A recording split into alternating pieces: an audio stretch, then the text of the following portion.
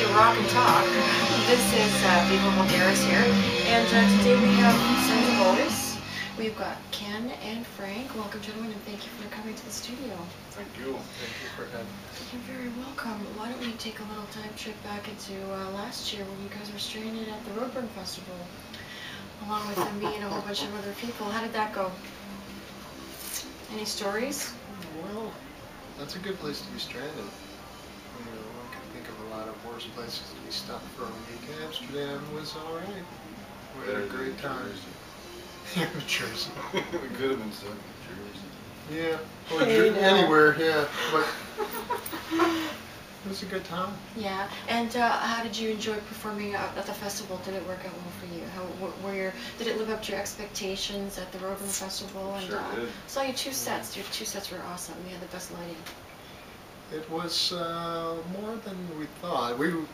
We knew about the festival for years and knew the magnitude of it. But once you get there and you see all the cats and you see how professional it is, it was a beautiful thing, right? You know, they do a good job there, Walter and Jürgen. Very good job.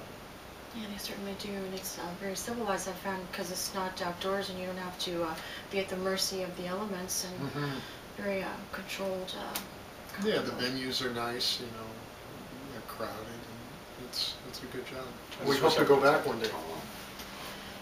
What's that? I just wish I would have talked to Tom Warrior. Yeah. Oh my God, I was too Did low. you enjoy any of the bands? Did you see any of the other bands that were playing there?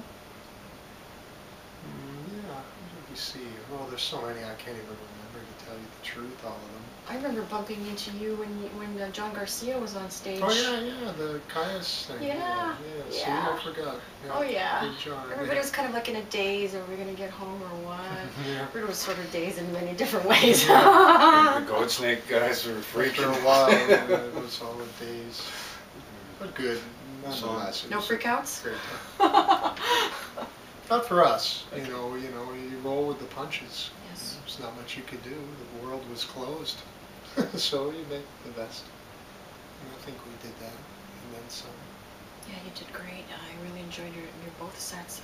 So tell us about the upcoming European tour. You're going to tour Europe again this year in March. Where is that going to start and where is it going to take you?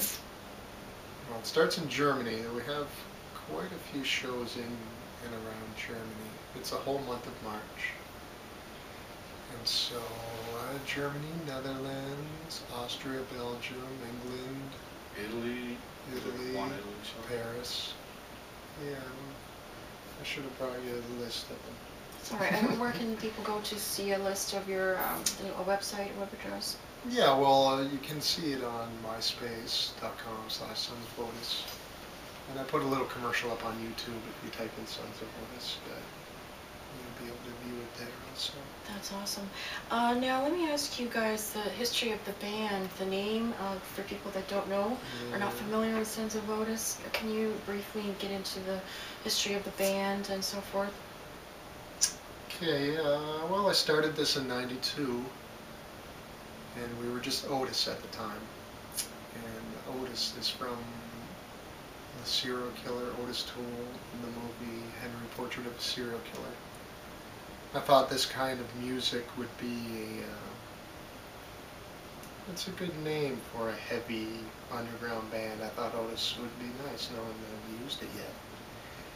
And then as the years went on and we got signed to a label, there was another Otis somewhere, so I had to throw the word Sons up on it just to keep the Otis going. And I'm sure all the other Otises have broken up by now. And good luck to them. Yeah, that usually happens, yes. What about your sound? You gentlemen have a very, very, very heavy sound. In fact, you're one of the loudest bands I have ever heard in my life, and I've seen many bands. Your sound is organic. It just kind of affects the trunk of your body. It's a heavy, all kind of bluesy, low down sound. Can you tell us your influences and so forth? Where you, how did this evolve, this Sons of Otis vibe? That's a good question. Well, when I started this, I was listening to a lot of Melvins, needless to say, and Fudge Tunnel at the time. Hate Songs and E was a big album I liked. repertoire at the time. And my drummer, John, who we started the band with, was also into the heavier stuff, Helmet and that. And we just, our idea was to play slow and as heavy as we could be. And, you know, if people hated us, then, oh well. You know, this is what we wanted to do, and do it in a way that no one else was doing it. So it just sort of evolved from there, and you know, we're tone conscious, we're into gear and collecting things. So it's worked well for our sound. You know, you could only do it with a certain amount of gear. You couldn't do it with some things, but you know, to get that huge, big sound. So that's what we do. You got to feel it. It's all about feeling. Anybody can be loud, you know. You feel it in here and down in these areas, then it's another story. The creativity chakra has been stimulated by Sons of Otis, that's for sure. What about other bands that, you know, are you going to be touring on your own right now in Europe, or are you going to be going on the road with anybody in particular? We're going, with a few bands that you may know or heard of. I'm not sure really how to say the name. I'll try.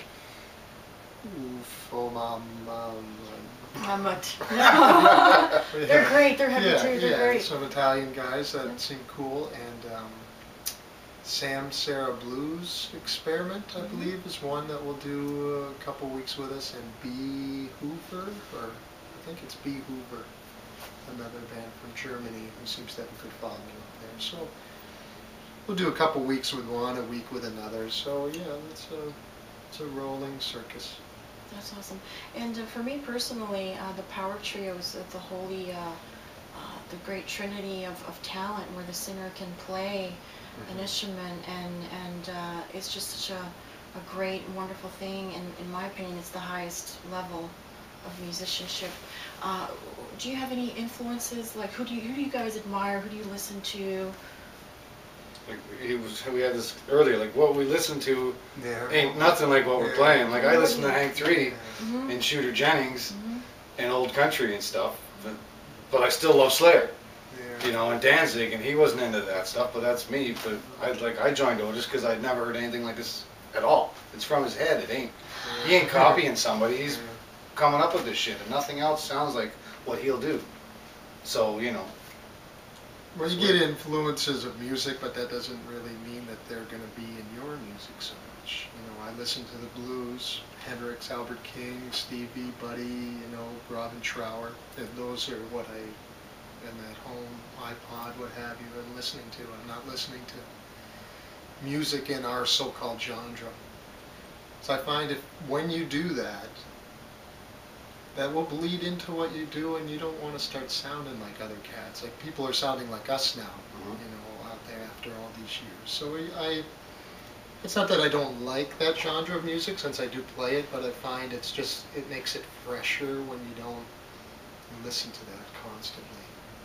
I ask because it kind of gives a glimpse into the psyche of the people. And the complexity of the people when they listen to different genres.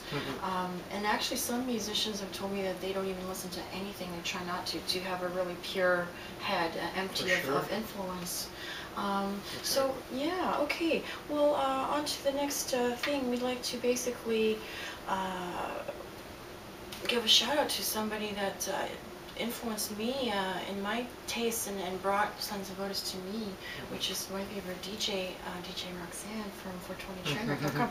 420trainwreck.com is based out of San Francisco, and if you'd like to hear great bands with heavy sounds like Sons of Otis or the Melvins, as you mentioned, or Caius, Fu Manchu, etc., just go to 420trainwreck.com. And, well, gentlemen, I just want to say thank you for coming again as a brief format and introductory to people that don't know you. And good luck with your tour, and thanks for coming on the show. Thank you so much for having us. You're very welcome. Yes, thank you. So, well, on to the next new album. When is that coming out? It'll be a while. A couple years. We'll get through this tour first, and then we'll see what happens. It's good to be on a tour where we're not in the middle of getting screwed and not getting a dime while you watch bands like The Wizard out of tune making all the money and stuff. There will be justice. One day.